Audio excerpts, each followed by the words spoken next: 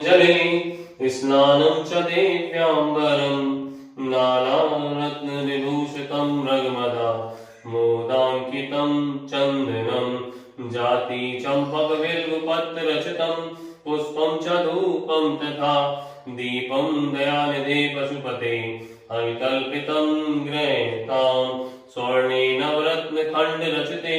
पात्रे घृतं पायसं भक्षं पञ्चविधिपयुध ब्रह्माफलं पानिकं साकानामुतं जलं रुचिकरं कर्पूरखण्डेज्जलं ताम्बूलं मनसा मया वृतं भक्त्वा प्रभो स्वीकरु छत्रं चामरयुगं व्यजनिकं चादर्शकं निर्मणं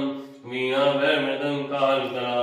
गीतां जनसता संकल्पेन समर्पितं पूजामात्मं